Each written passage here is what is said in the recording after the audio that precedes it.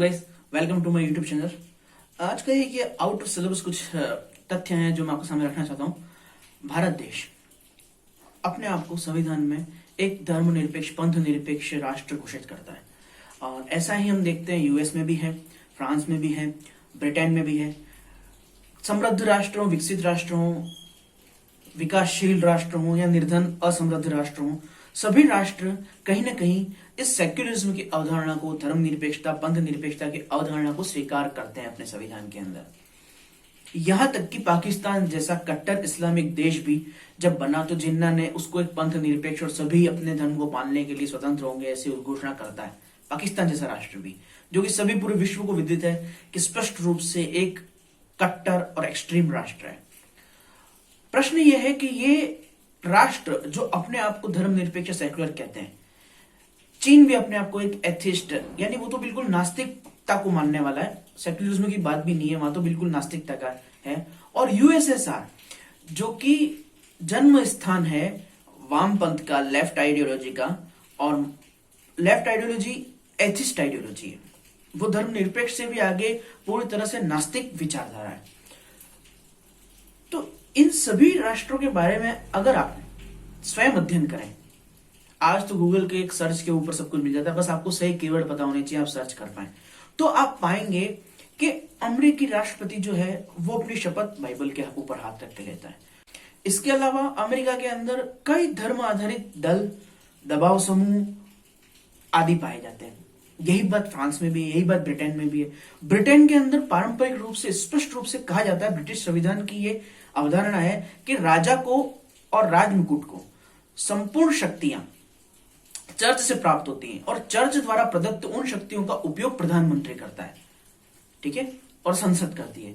तो संसद और प्रधानमंत्री जिन शक्तियों का उपयोग कर रहा है वो चर्च द्वारा प्रदत्त है, ये वहां पर स्पष्ट है ना। और भारत के अंदर तो आप स्वयं सामान्य रूप से रोज की राजनीति में देखते हैं कि कितना धर्म हमारी वोटिंग को प्रभावित करता है ना। धर्म हमारे राजनीतिक दलों को प्रभावित करता है, राजनीतिक दल धर्म आधारित व्यवस्था की बात करते हैं और राजनीतिक दल धर्म आधारित व्यवस्था की बात करते हैं वोट पाने के लिए। चुनाव से पहले, चुनाव के बाद मंदिर जाया जाएगा, मस्जिद जाया जाएगा, तुष्टीकरण की राजनीति की जाएगी, ये चल रहा है। तो राष्ट्र का संविधान के अंदर, सभी राष्ट्रों की बात कर रहा हूं, केवल भारत की बात नहीं कर रहा हूं, किसी भी राष्ट्र का संविधान के अंदर स्वयं को सेक्युलर घोषित कर देना एक अलग तथ्य है, लेकिन व्यवहारिक स्तर पर क्या हो रहा है ये अलग सत्य है। सत्य बहुत अलग है उन वास्तविकताओं से जो संविधान में लिखी है, और संविधान में लिखी गई जो वास्तविकताएं हैं वो केवल कागजी वास्तविकताएं हैं। वास्तविक धरातल पर जब वातावरण में हम देखते हैं तो राजनीतिक वातावरण इस प्रकार का है कि धर्मनिरपेक्षता कहीं स्पष्ट रूप से नहीं पाई जाती।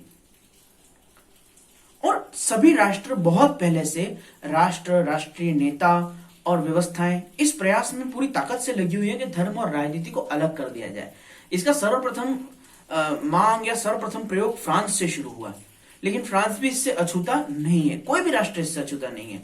यहां तक कि चीन, जिसने अपने आप को नास्तिक राष्ट्र घोषित किया और किसी प्रकार की मान्यता, विश्वास और धर्म को मानसिक बीमारी घोषित कर रखा है, इसके बाद भी चीन अपने देश से, अपनी व्यवस्था से धर्म विहीन पूरी तरह से नास्तिक संस्कृति या नास्तिक समाज उत्पन्न करने में या नियंत्रित करने में असफल रहा है। वहां पर आज भी धार्मिक भावनाएं और विश्वास और इनका बोलबाला है, प्रचार है, प्रसार है, और उसका प्रभाव वहां की राजनीति पे पड़ता है, जबकि वहां की राजनीति कट्टर नास्तिक है।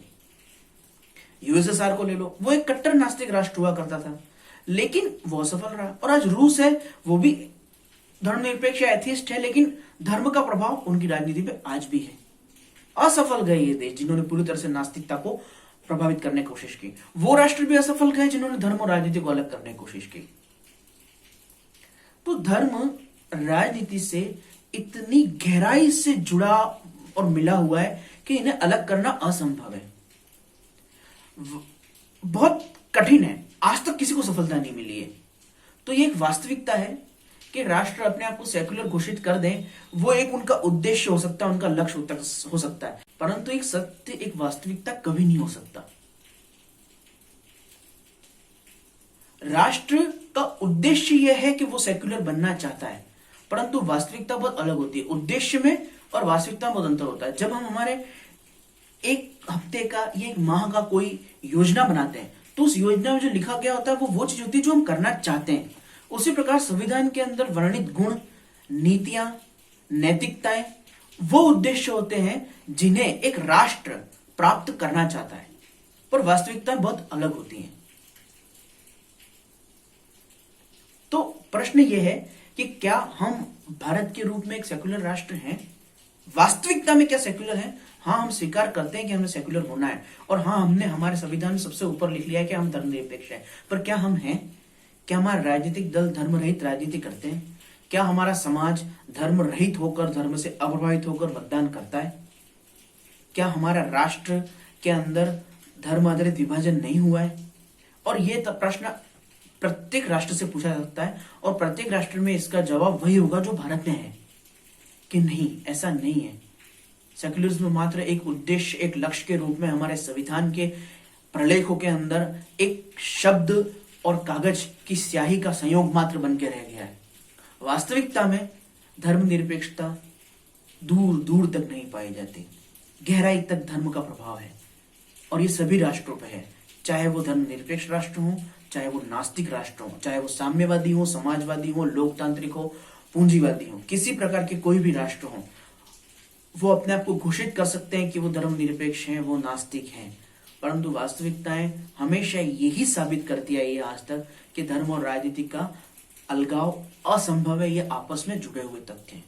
इसलिए गांधी जी ने एक बात कही थी कि धर्म रहित राजनीति अनीति है। गांधी जी की ये बात समझ के उसके अनुसार व्यवस्था को ढाला गया होता तो पंथ निरपेक्षता जिसे थोपने का 70 साल से भारत में प्रयास हो रहा है, सैकड़ों वर्षों से अमेरिका, ब्रिटेन और रूस में प्रयास हो रहा है, और कितने ही वर्षों से चीन में भी इसका प्रयास हुआ। ये पागलपन हमारे में न पाया जाता अगर हमने महात्मा गांधी जी की इस बात को समझा होता कि धर्म रहित राजनीति अनीति है।